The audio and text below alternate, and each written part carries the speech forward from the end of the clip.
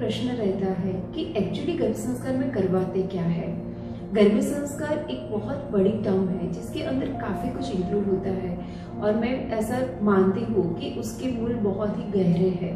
गर्भ संस्कार ये कोई प्रवृत्ति या कोई एक्टिविटी या सिर्फ रीडिंग म्यूजिक नहीं है, ये एक ब्रॉड स्पेक्ट्रम है जो माता के जीवन को बदलती है। अलग अलग तरीके हैं सबके काम करने के। मैं आपसे शेयर करना चाहूँगी कि हम गर्भ संस्कार के बारे में क्या मानते हैं और हम हमारी माताओं को क्या करवाते हैं। गर्भ संस्कार का पहला हमारा लक्ष्य है कि माँ 9 महीने शारीरिक और मानसिक स्तर पे स्वस्थ रहे, वो खुश रहे और इसके लिए माता के आहार विहार को बदलते हैं। क्या खाना है, क्या नहीं खाना है, गर्भावस्था के दरमियान क्या सुनना है, कौन सा म्यूजिक बच्चे के लिए और माता के स्वास्थ्य के लिए अच्छा है, कौन से प्राणायाम और ध्यान करने हैं और कौन से महीने में कौन सी बुक रीड करनी है। दूसरा रहता है कि माता खुश रहनी चाहिए और माँ जो भी करती है 9 महीने के दौरान उसका बहुत ही गहरा प्रभाव बच्चे पे पड़ता है। कहा जाता है कि आने वाला बच्चा क्या करेगा, क्या सीखेगा, क्या महसूस करेगा, उसका आधार रहता है कि 9 महीने के दरमियान माता क्या करती है, क्या सुनती है, क्या महसूस करती है, वो अपने जीवन को कैसे देखती है। तो माँ खुश रहे, अच्छा महसूस करे और सबको अच्छा पाए, ये बहुत ही महत्वपूर्ण है। तो इसीलिए हम मदर को बिजी रखते हैं उन प्रवृत्तियों में जिसमें समावेश होता है सृजनात्मक प्रवृत्तियों का। जैसे ही हम कुछ सृजनात्मक प्रवृत्ति करते हैं हमारे बॉडी के हार्मोन्स बैलेंस होते हैं और ड्यूरिंग प्रेगनेंसी जो हार्मोनल इश्यूज होते हैं वो होने की संभावना बहुत ही कम हो जाती है।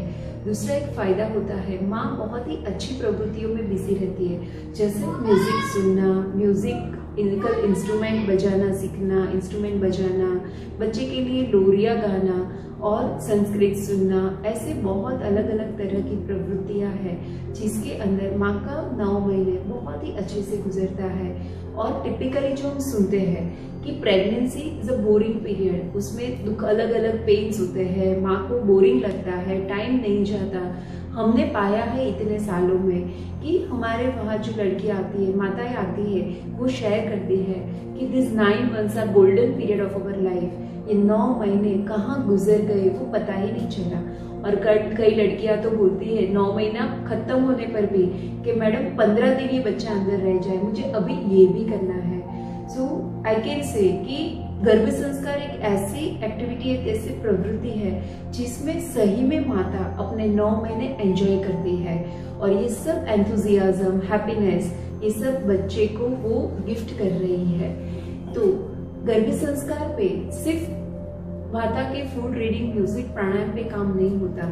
हम जानते हैं कि बच्चे पे माता का प्रभाव बहुत ही गहरा है और इस बात को ध्यान में रखते हुए हम माता के जीवन के सभी पहलू पे काम करते हैं।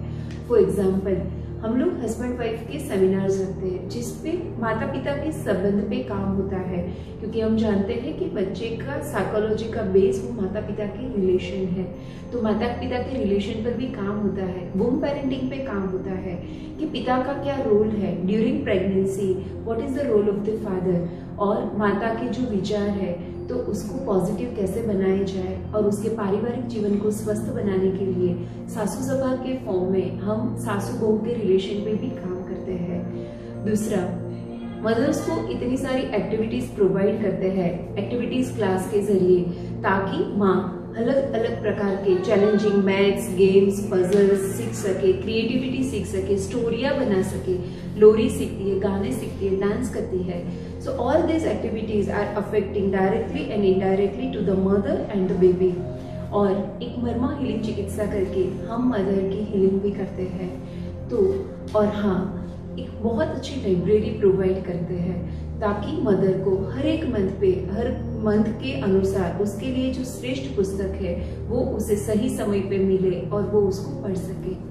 तो इन शॉर्ट आई से कि गर्भ संस्कार माता के जीवन के हर एक क्षेत्र को अफेक्ट करता है और एज अ गर्भ संस्कार ट्रेनर हमारा दायित्व बनता है कि माता को हर एक क्षेत्र में श्रेष्ठ बनाए, उसके शारीरिक, उसके सामाजिक, उसके व्यवहारिक, उसके बौद्धिक, उसके मानसिक सभी क्षेत्र में जब एक माता श्रेष्ठ बनती है तो अपने आप ही गर्भ में रहे बच्चे की महानता की तरफ की यात्रा शुरू हो जाती है।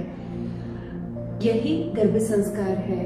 और एक लास्ट में एक बात मैं जरूर शेयर करना चाहूंगी कि गर्भ संस्कार कोई पुस्तक या कोई क्लास में नहीं है। अगर माता इस ज्ञान को अपने जीवन का हिस्सा नहीं बनाती तो बच्चे में उसका कोई असर नहीं दिखता। तो गर्भ संस्कार की यात्रा वो एक यात्रा है और उसकी शुरुआत होती है जब एक पति पत्नी माता पिता बनने का पहली बार विचार करते हैं, तब से ये गर्भ संस्कार की शुरुआत होती है और उसकी यात्रा चलती है जब तक बच्चा 12 साल का नहीं हो जाता। और ये गर्भ संस्कार की यात्रा उसके जीवन का हिस्सा नहीं है, उसका जीवन ही गर्भ संस्कार बन जाता है। कई लोगों को एक ऐसा भी है कि गर्भ संस्कार मतलब ड्यूरिंग 9 मंथ्स करना है या तो प्रेगनेंसी के बाद करना है। नहीं, गर्भ संस्कार मतलब जब एक स्त्री और पुरुष पहली बार विचार करते हैं कि हम माता पिता बनना चाहते हैं, तब से ये यात्रा की शुरुआत कर सकते हैं, क्योंकि हमारा बच्चा हमारा ही प्रतिबिंब है।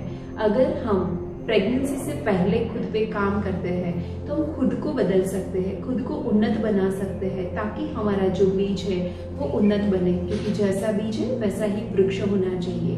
तो गर्भ संस्कार कब से चालू करना चाहिए? जब आप माता पिता बनने का विचार करते हो, और महत्तम जब भी आपको पता चले। प्रेगनेंसी में भी कर सकते हैं। प्रेगनेंसी में कौन से महीने, ऐसा नहीं। मैं प्रेगनेंसी में बोलना चाहूंगी कि जब आपको पता चले कि गर्भ संस्कार के बारे में कुछ आप जानते हैं, तुरंत ही गर्भ संस्कार के ज्ञान के साथ जुड़ जाए।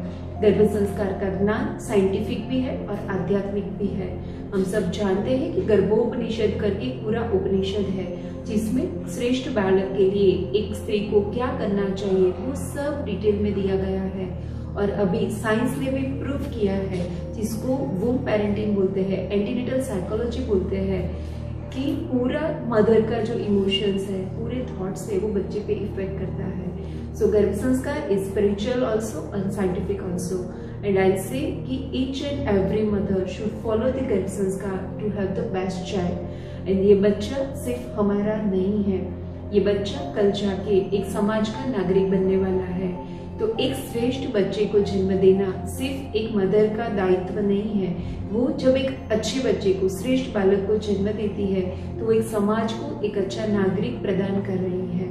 और इसीलिए मेरा सबसे निवेदन है कि ये जिम्मेदारी ले कि आपके थकी जो बच्चा आएगा वो समाज का श्रेष्ठ नागरिक बनेगा, इस विश्व का श्रेष्ठ मानव बनेगा। धन्यवाद।